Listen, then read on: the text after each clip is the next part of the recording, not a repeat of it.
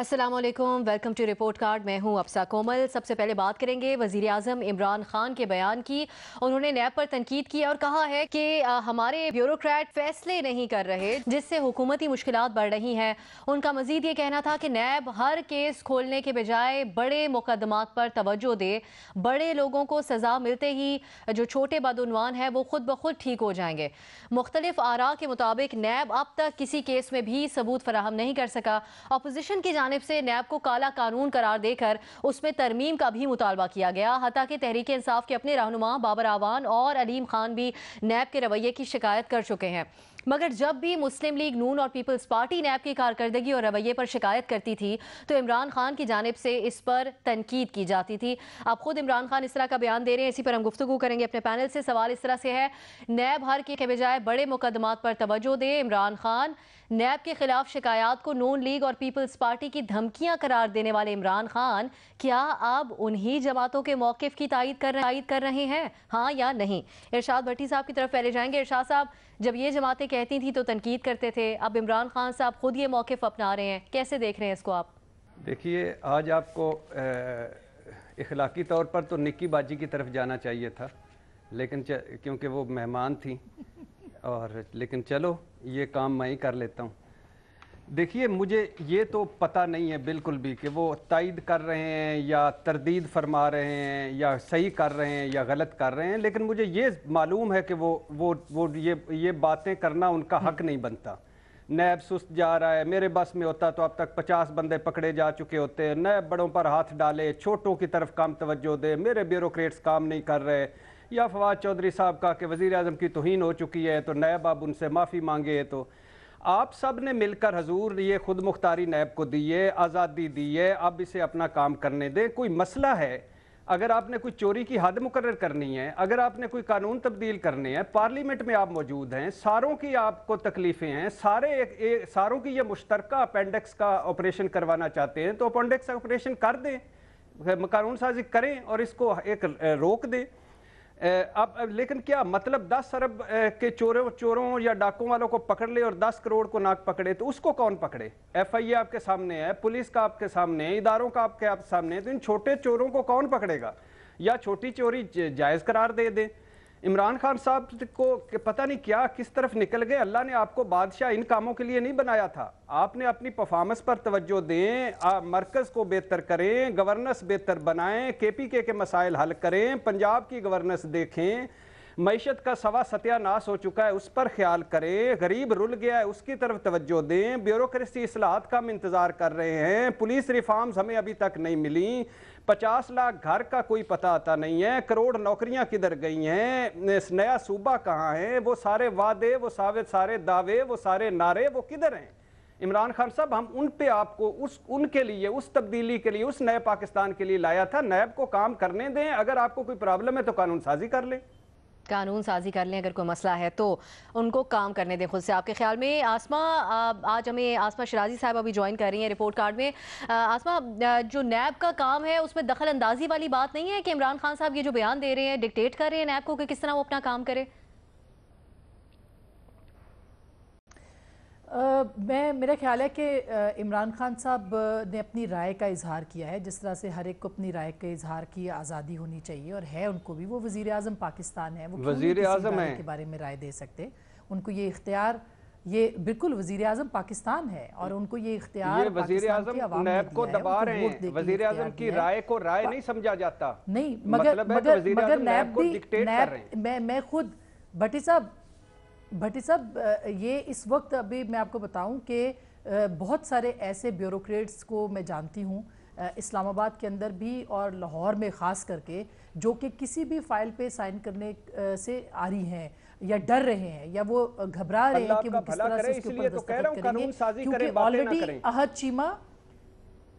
आहद चीमा और फवाद हसन फवाद के केस के बाद ब्यूरोक्रेसी के हाथ रुके हैं اور ضروری نہیں ہے کہ ہر شخص جو ہے وہ کرپٹ ہوگا. بالکل آپ صحیح کہہ رہے ہیں کہ کرپشن والوں کو بالکل برداشت نہیں کرنا چاہیے, ان کو پکڑنا چاہیے, لیکن بہت سارے اس ڈر اور خوف کے مارے بھی کام نہیں کر رہے کہ شاید ان کا آگے جا کے کسی انکوائری میں نام نہ آ جائے, اور پھر اس کے بعد جس طرح سے نیب سلوک کرتا ہے. آپ نے کل ہی کچھ ہی دن پہلے دیکھا کہ اسد منیر جیسا شخص جو ہے اس نے خودکشی کر لی صرف اس وجہ سے کہ اس کو اس بات کا ڈر تھا کہ اس کے ہاتھ ہتھکڑیوں میں ہوں گے, اس کو اس بات کا ڈر تھا کہ نیب کے اندر اس کے ساتھ رویہ کیا اختیار کیا جائے گا, اس کو اس بات کا خوف تھا کہ کس طرح سے اس کو جو ہے اس کے جونیئر جو ہے وہ ڈانٹیں گے اور ان کے سامنے جو ہے وہ بدتمیزی کریں گے. تو آنریبل لوگ ہیں, بہت سارے ایسے اچھے لوگ ہیں جو کہ ڈر رہے ہیں کہ وہ کس طرح سے ان کے پاس ہمت ہے. اور آپ کو یاد ہوگا اگر ایسا نہ ہوتا تو نیب کے چیئرمین نے کچھ دن پہلے بیوروکریسی کو بلا کے ان کے ساتھ خطاب کیوں کیا تھا اور ان کو یہ کیوں کہا تھا کہ آپ کام کریں, ہم آپ کو کچھ نہیں کہیں گے,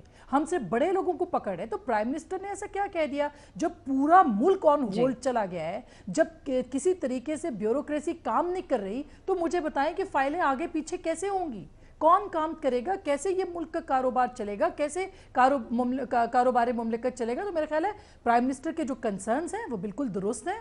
ہاں البتہ جو آپ نے یہ بات کی ہے کہ پرائم منسٹر کو چاہیے کہ فوری طور پہ جو ہیں وہ اس معاملے کے اوپر پارلیمنٹ کے اندر قانون سازی کرائیں, صرف باتیں نہیں کریں یا لوگوں کو یہ نہیں کہیں کہ نیب یہ نہیں کر رہا اور وہ نہیں کر رہا, بڑوں کو پکڑے چھوٹوں کو پکڑے, صرف سیاستدانوں کو پکڑے, باقی تو احتساب سے بالا تر ہیں ان کو نہ پکڑے.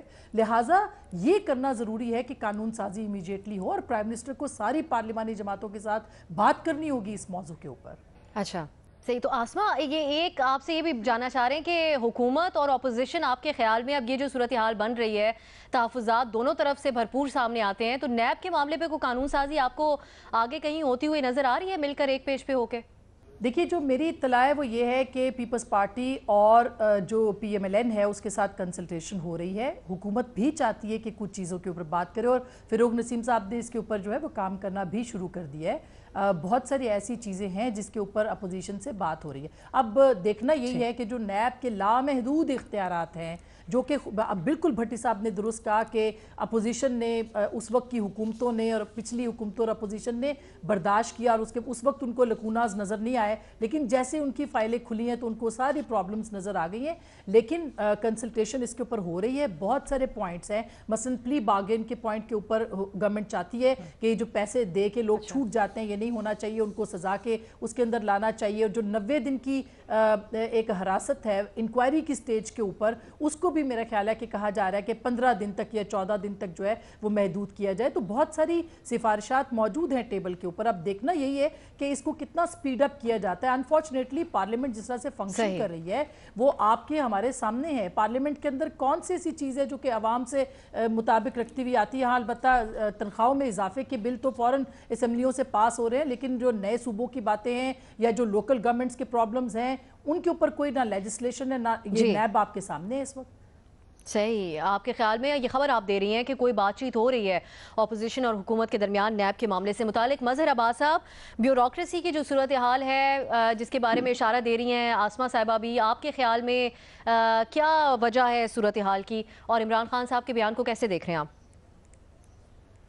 دیکھیے وہ بنیادی طور پہ جس طرح ہے نا, کچھ بھی نہ کہا اور کہہ بھی گئے, کچھ کہتے کہتے رہ بھی گئے.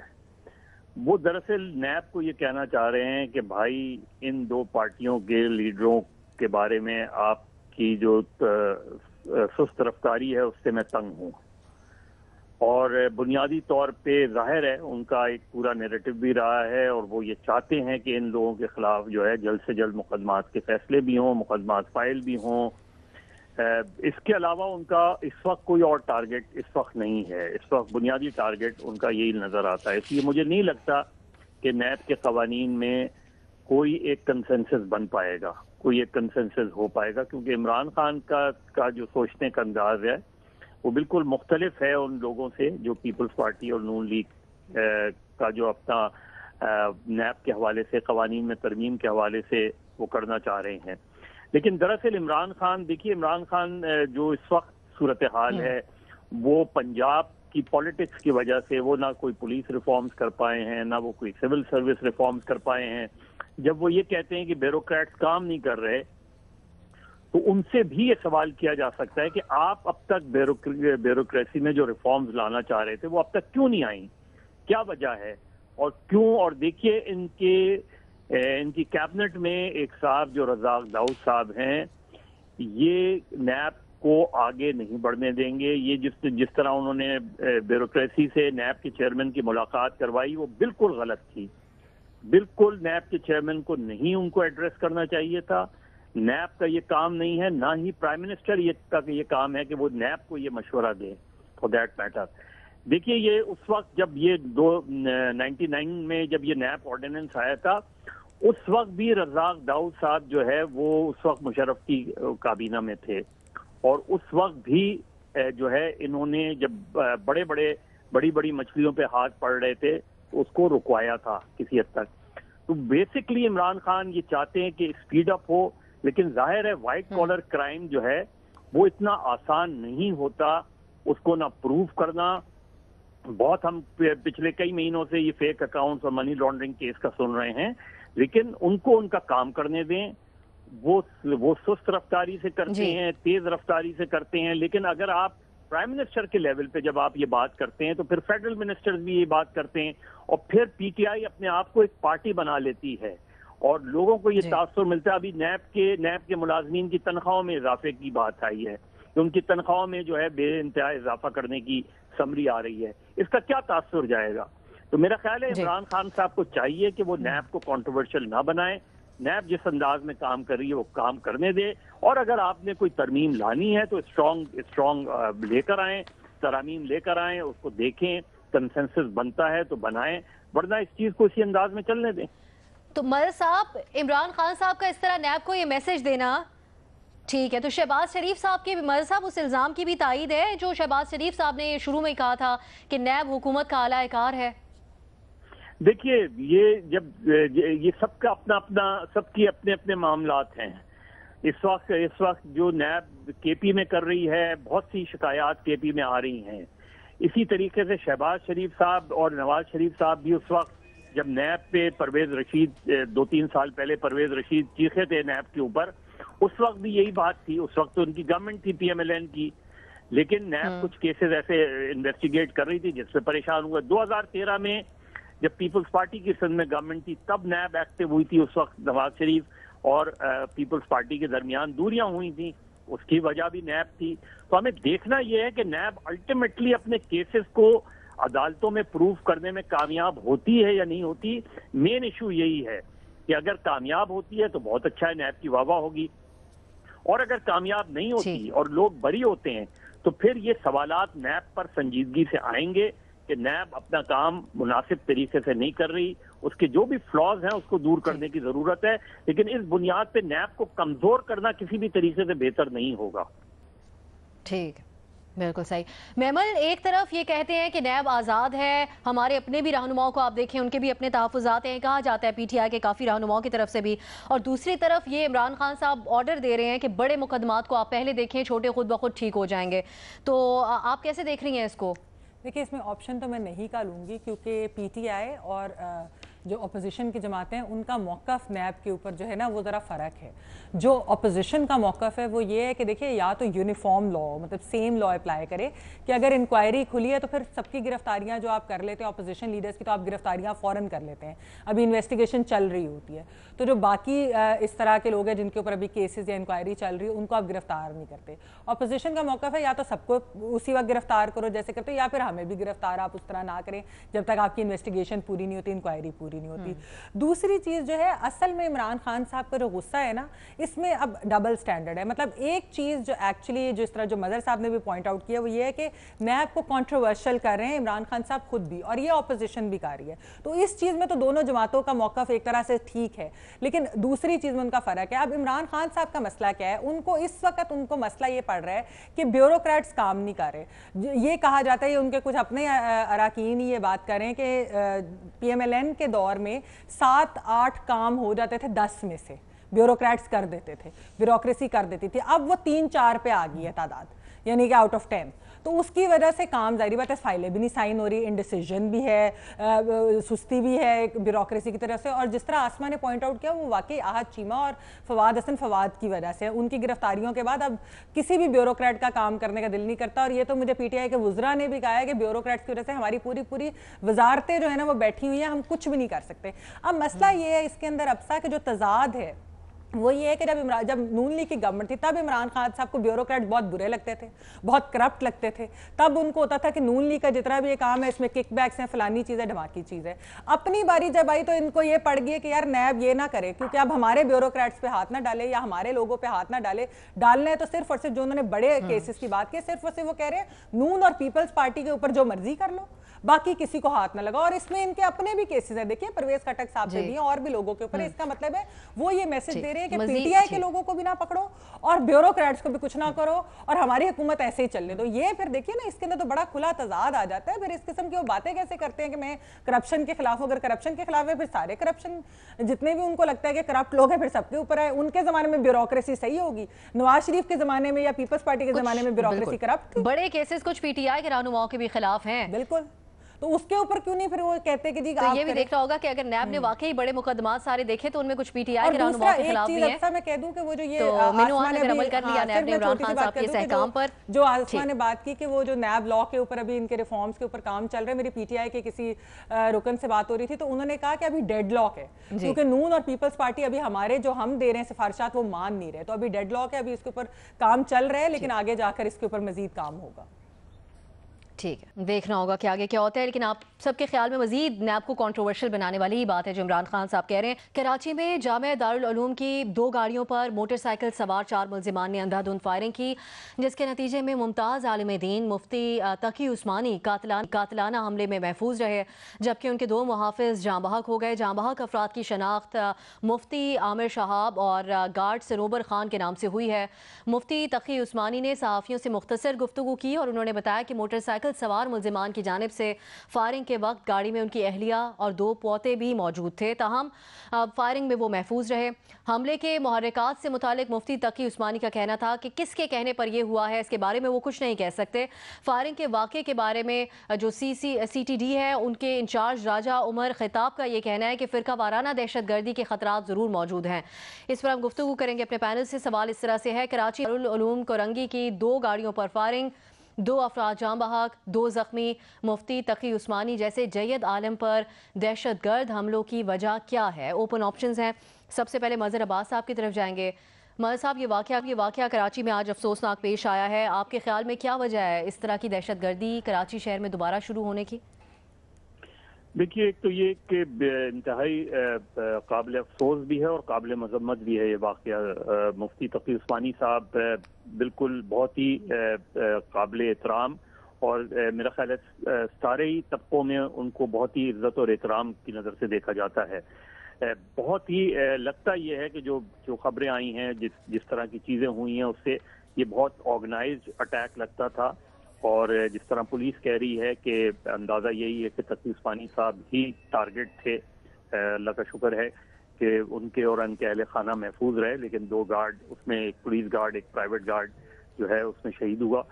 یہ جو واقعہ ہے یہ ایک مرتبہ پھر آپ کو اسی طرف لے جاتا ہے کہ ہم نے بڑی کامیابیاں دہشت گردی کے خلاف جنگ میں حاصل کی ہیں, لیکن ہم نے جو ایک بنیادی نقطے پر کبھی توجہ نہیں دی پورے پاکستان میں, اور وہ گن کلچر کو ختم کرنے کی طرف, ڈی ویپنائزیشن کی. اور جب تک آپ جو ہے وہ بالکل آرگنائز طریقے سے اس شہر کو بھی اور اس ملک کو بھی ڈی ویپنائز نہیں کریں گے, اس طرف نہیں جائیں گے, تب تک یہ یاد رکھیں کہ یہ اگر لوگوں کے پاس بندوقیں موجود ہیں, گنز موجود ہیں, وہ ڈمپ کر دی گئی ہیں, کیونکہ ہم نے دیکھا ہے کہ اتنے سالوں میں جو ریکوری ہے ویپنز کی وہ بہت ہی نہ ہونے کے برابر ہے. اس کا مطلب یہ ہے کہ اگر لاکھوں کی تعداد میں اسلحہ لوگوں کے پاس موجود ہے تو پھر وہ گروپس بھی اپنی جگہ موجود کسی نہ کسی طریقے سے موجود ہیں, اور وہ جب بھی موقع ملتا ہے وہ ٹارگٹ کرتے ہیں.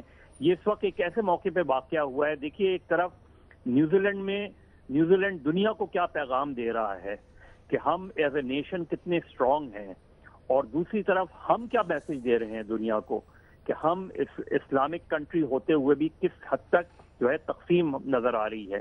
تو میرا خیال ہے یہ اس واقعے کو بھی بیس بنا کے، اور کچھ عرصے پہلے بہت ہی کامیاب PSL ہوا، اور یہ لگتا یہ ہے کہ اس واقعے کے بعد ایک نئی لہر کہیں خدا نخواستہ اس شہر میں دوبارہ لپیٹ میں نہ آ جائے یہ شہر.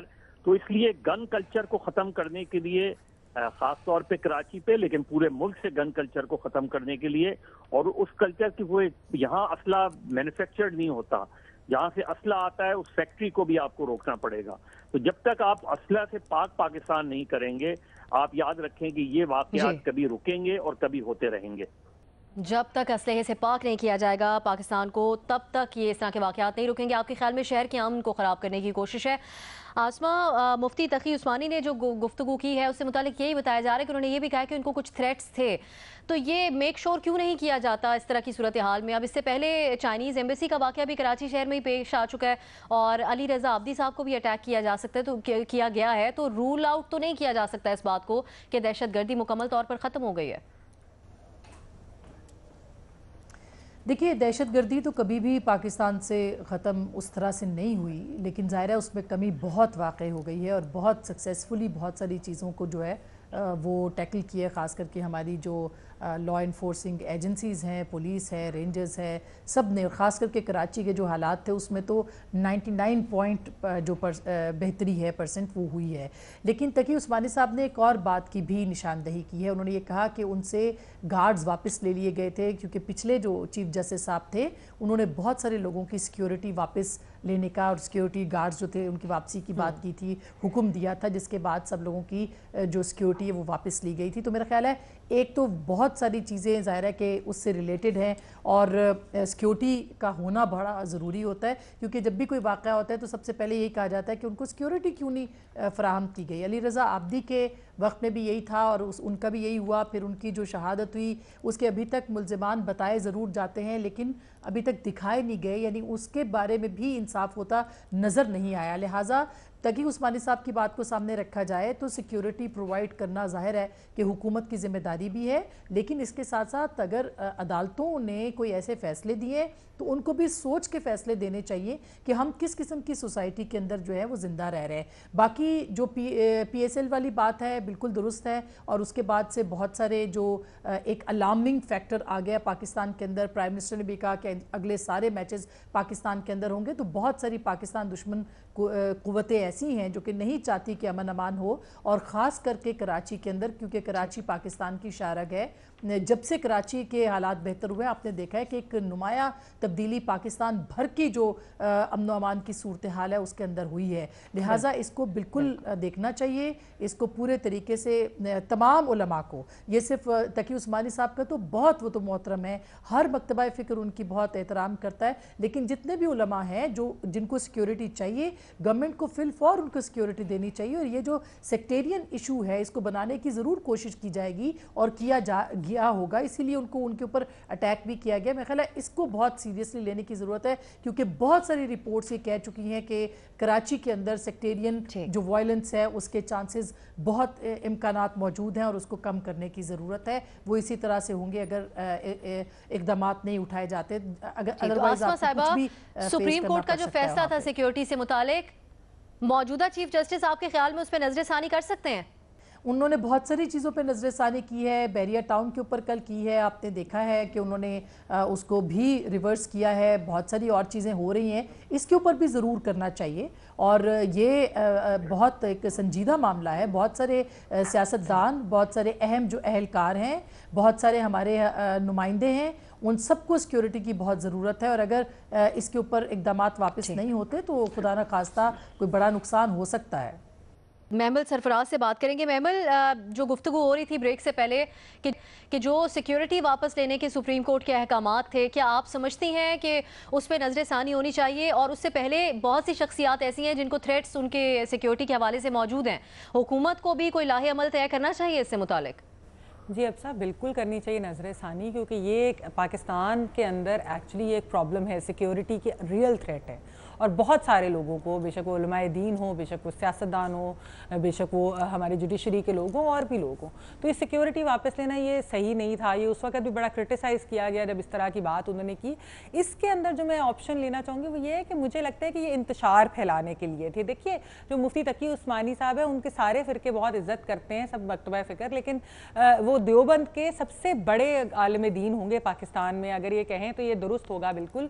अगर खुदा न ख्वास्ता, ये तो बहुत अल्लाह का करम हुआ कि वो बच के और कुछ नहीं हुआ, लेकिन खुदा न ख्वास्ता उनको कुछ हो जाता तो उनके लाखों मदरसों में स्टूडेंट्स हैं जो वो गम और गुस्से में बाहर निकलते, एक तोड़ फोड़ होती, एक शिद्दत पसंदी की लहर आती, इसको फ़िरका वाराना रंग भी दिया जाता, जो कि शायद ये पता नहीं है कि नहीं है, लेकिन ये कि क्योंकि ये तो एक दहशत गर्दी का वाक़या है तो उसको रंग दिया जाता है। फिर उसके अंदर बहुत ज़्यादा जो है इंतशार फैलता, एनआरकी फैलती पूरे पाकिस्तान के अंदर, और फिर ये एक वेव जो है ये पूरे पाकिस्तान को जो है बड़ा सख्त नुकसान पहुंचाती। और जैसा कि आसमा और बाकी सब ने भी ये बात की कि काफ़ी अरसे तक कुछ इस तरह के वाक़यात जो हैं उनके ऊपर रोक टोक रही, कुछ ना कुछ हुआ, लेकिन फिर भी अब ये लग रहा है कि ये वो अनासर जो कि चाहते हैं कि मुल्क के अंदर इंतशार फैले और जो ये चाहते हैं कि अमन व अमान पाकिस्तान का ख़राब हो, क्योंकि इसके अलावा तो इससे और कोई चीज़ हासिल नहीं होती। थ्रेट ज़रूर हैं उनको, लेकिन असल मकसद जो इसका था वो था अमन व अमान पाकिस्तान का ख़राब करना और इंतशार फैलाना। तो इसके ऊपर मेरे ख्याल में हुकूमत को और जितनी हमारी सिक्योरिटी फोर्सेस हैं उनको इसका पता लगाना चाहिए कि कौन है इसके पीछे, ताकि वो उनको पकड़ सके कि जो ये चीज़ पाकिस्तान के अंदर दोबारा से करना चाहते हैं। मुकम्मल तहकीकात होनी चाहिए। इरशाद भट्टी साहब, आपके ख्याल में कौन से अनासर हो सकते हैं इस हमले के पीछे?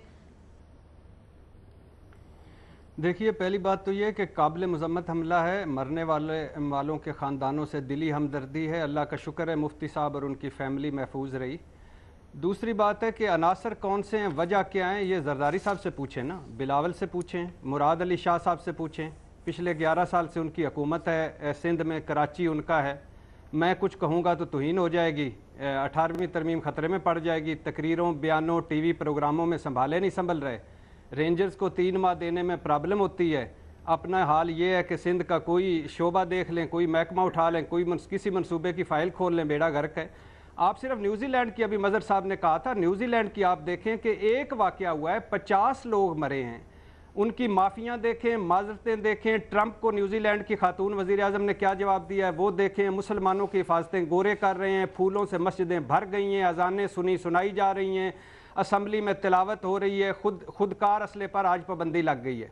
अपना हाल देख लें, 70,000 शहादतें हैं, 70,000 लाशें, 70,000 हम जनाजे उठा चुके हैं, सैकड़ों क्राइस्ट चर्च हो चुके हैं, 50,000 कराची में वो कत्ल हुए हैं जिनके कातलों को छोड़ें उनकी अपनी शनाख्त नहीं हो सकी कि ये कत्ल क्यों हुए थे। कभी गुमनाम, मज़र साहब को पता है उस गुमनाम कब्रिस्तान का, कभी बिलावल वहाँ गया है?